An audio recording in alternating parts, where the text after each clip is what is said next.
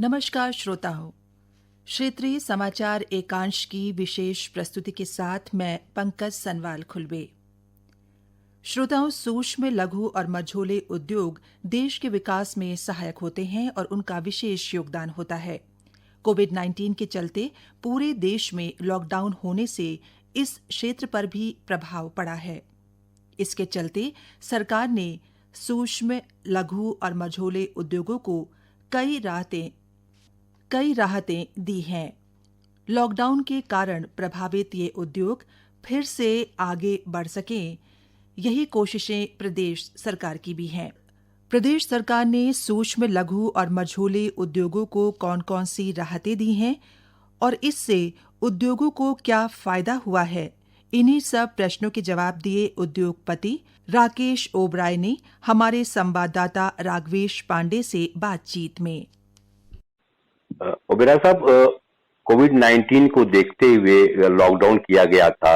Lockdown के कारण industries को समस्याएं पैदा हो गई थी, लेकिन सरकार ने उद्योगों को बढ़ावा देने के लिए, कामकाज सुचारू करने के लिए कई सारे उपाय किए हैं। क्या इम्पैक्ट है उत्तराखंड के उद्योगों में? सरकार की तरफ से तो बड़े सराहनीय कार्य किए गए हैं और जिसकी वजह से जो इंडस्ट्री की शुरुआत जो बंद हो गई थी टोटली, उसकी फैसिलिटेट करने के लिए मतलब काफी इसका फायदा हुआ है। लोग जो लोग हैं अपने लेबर वापस अच्छे उनको रिटेन करने के लिए उनको सैलरी दे भी रहे हैं और जितना काम हो पा रहा है वो कर रहे हैं। दो बातें सरकार ने की है। एक तो जो ईपीएफ के क्षेत्र में कहा है कि वो 3 महीने का पीएफ जो है वो सरकार दे रही है एम्प्लॉयर की ओर से, एम्प्लॉयज का भी अगस्त। उस पर क्या कहेंगे आप? वो एक अच्छी पहल है कि उसमें कम से कम थोड़ी लिक्विडिटी आ जाती है, both in the hands of the employee as well as the employer. दोनों शेयर सरकार दे रही है, उसका इमीडिएट बेनिफिट तो है, नो डाउट। जो है कमेटी बनाई है राज्य सरकार ने सब कमेटी बना रखी है ताकि उद्योगों को कैसे और लाभ दिया जाए, इसके बारे में क्या कहेंगे आप? हाँ, वो तभी बनाई है इन्होंने कमेटी। हम लोगों ने भी उनको अपना जो पक्ष है वो रखा है, अपनी रिकमेंडेशन दी है।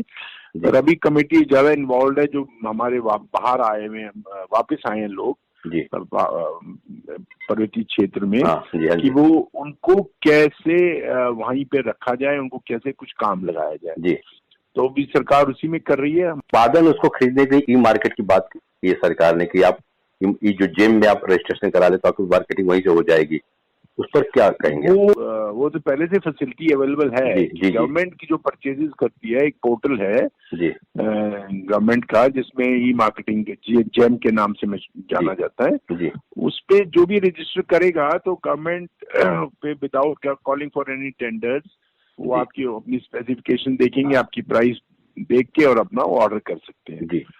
वो एक सुविधा है। दिया एक पावर सेक्टर में कि आपको सरचार्ज फ्री कर दिया है, कई सारे एग्जम्पशन दिए हैं। पावर में उन्होंने ये क्या है कि एक तो भाई जो लेट फी का है वो हटा दिया है, पेनल्टी। दूसरा उन्होंने जो मिनिमम चार्ज है वो 2-3 महीने के लिए वो कर दिया है डेफर। जीएसटी के लिए भी किया है, जीएसटी का रिटर्न फाइल करने के लिए डेट बढ़ा। तो उससे फायदा होगा उद्योग? कोई फायदा ये है, पेनल्टी नहीं लगेगी। वो जो पिनल प्रोविजंस हैं कि आप लेट फाइल करेंगी पेनल्टी लगेगी, ये वो नहीं लगेगा। बस वो एक्सटेंड किया। जब मोटे तौर बात की जाए तो जो कोरोना से निश्चित रूप सरकार भी संघर्ष कर रही है कोरोना कंट्रोल करने के लिए, आम आदमी भी लगा हुआ है, आप भी लगे हुए, इंडस्ट्रीज लगे हुए।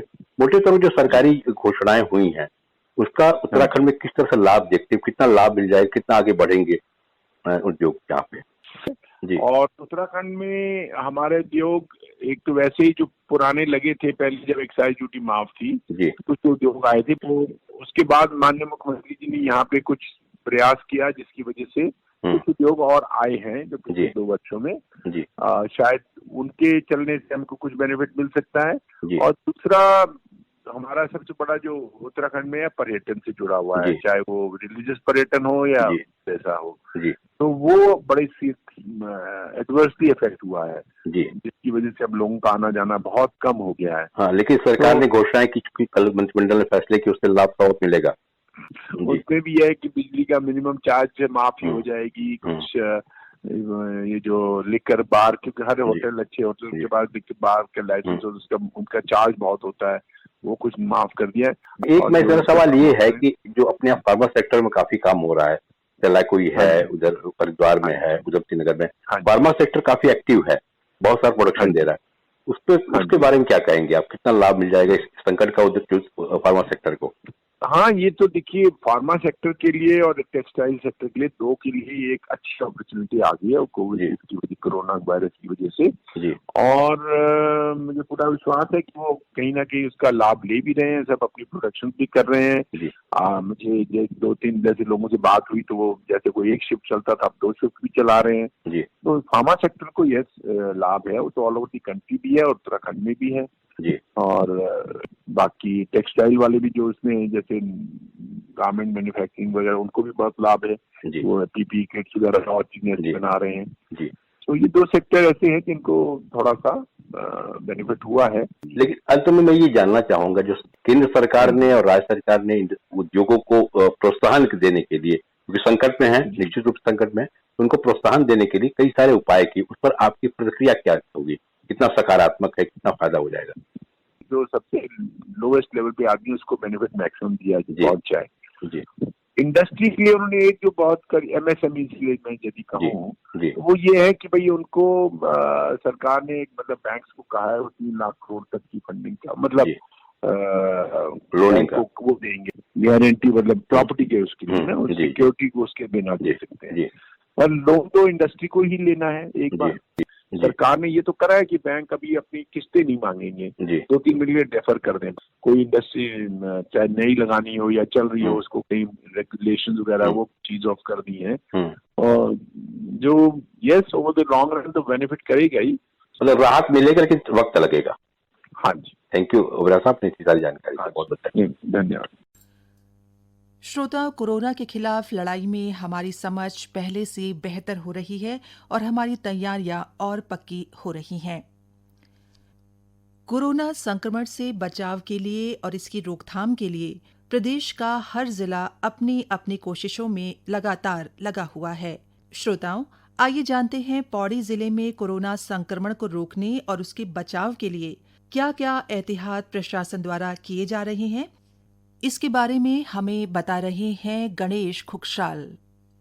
पौड़ी गढ़वाल जिले में कोरोना वायरस कोविड-19 के संक्रमण से रोकथाम एवं बचाव के लिए शासन प्रशासन द्वारा सक्रियता से प्रयास किए जा रहे हैं। जनपद में अभी तक 152 कोरोना संदिग्ध लोगों का सैंपल जांच के लिए भेजा गया, जिनमें से 128 नेगेटिव, 4 पॉजिटिव आए हैं तथा 20 लंबित हैं। वर्तमान में जिले में 36 रोगी आइसोलेशन में भर्ती हैं, जिनमें से 3 संक्रमित हैं, जबकि एक व्यक्ति स्वस्थ होकर घर वापस जा चुका है। आइसोलेशन में भर्ती रोगियों में 11 जिला अस्पताल पौड़ी, 11 बेस चिकित्सालय श्रीकोट श्रीनगर, 7 प्राथमिक स्वास्थ्य केंद्र कलाल घाटी और 7 बेस अस्पताल कोटद्वार में हैं, जबकि 77 लोगों को क्वारंटीन में रखा गया है। जिले में 8,800 लोग विभिन्न क्षेत्रों में स्वास्थ्य विभाग की निगरानी में होम क्वारंटीन हैं। जिले की 1,174 ग्राम पंचायतों में से 1,134 ग्राम पंचायतों में कुल 31,869 स्थानीय लोग स्क्रीनिंग कर अपने घरों में पहुंच चुके हैं। जिलाधिकारी धीराज सिंह गर्ब्याल ने कोविड-19 संक्रमण से रोकथाम एवं प्रभावी नियंत्रण हेतु जनपद से बाहर से आए लोगों को नियत अवधि तक क्वारंटीन में रखने के निर्देश दिए हैं। क्वारंटीन के नियम को उल्लंघन करने वाले लोगों के विरुद्ध कार्रवाई करने के भी निर्देश दिए गए हैं। पौड़ी से आकाशवाणी समाचार के लिए गणेश खुकशाल, गणी। श्रोताओं, प्रदेश में भी कोरोना वायरस से संक्रमितों की संख्या लगातार बढ़ती जा रही है। ऐसे में जरूरी हो जाता है कि हम संक्रमण से बचाव के लिए एहतियाती कदम उठाएं। ऐसे में कुछ सावधानी बरतकर हम इस संक्रमण से खुद को दूर रख सकते हैं। संक्रमण से बचाव के लिए हमें नियमित तौर पर अपने हाथ धोने चाहिए। दिन में कई बार अपने हाथों को साबुन से कम 20 सेकंड तक धोएं और यदि साबुन उपलब्ध ना हो तो हैंड सैनिटाइजर का उपयोग करें। लोगों से उचित दूरी बनाकर रखें। अपने आसपास के लोगों से कम 2 गज की दूरी रखें। नाक, मुंह और आंखों को बार बार ना छुएं। ऐसा इसलिए कई लोग अक्सर अपनी कई लोग अक्सर अपनी नाक, मुंह और आंखों को बार-बार हाथ लगाते रहते हैं। इस वायरस से बचना चाहते हैं तो ऐसा बिल्कुल ना करें। ऐसा इसलिए कि आपके हाथ कई चीजों को छूते हैं। ऐसे में उन पर कई तरह के वायरस लगे हो सकते हैं। हाथों पर लगे ये वायरस नाक, मुंह या आंखों के जरिए शरीर में प्रवेश कर सकते हैं। छींकते वक्त टिश्यू का इस्तेमाल करें और अपने आसपास सफाई का ख्याल रखें। ध्यान रखें कि छींकते या खांसते वक्त नाक और मुंह को टिश्यू से ढकें और इस्तेमाल किए गए टिश्यू को बंद डस्टबिन में डालें। अपनी मोबाइल की स्क्रीन को साफ रखें और दूसरे के मोबाइल का उपयोग करने से बचें। अपनी सेहत का ध्यान रखें। इसके लिए उचित खान-पान अपने भोजन में शामिल करें, जिससे आपकी रोग प्रतिरोधक क्षमता मजबूत हो, जो आपको इस संक्रमण से लड़ने में सहायता करे। इसी के साथ इतना कहना चाहूंगी, स्वस्थ रहिए, सुरक्षित रहिए। नमस्कार।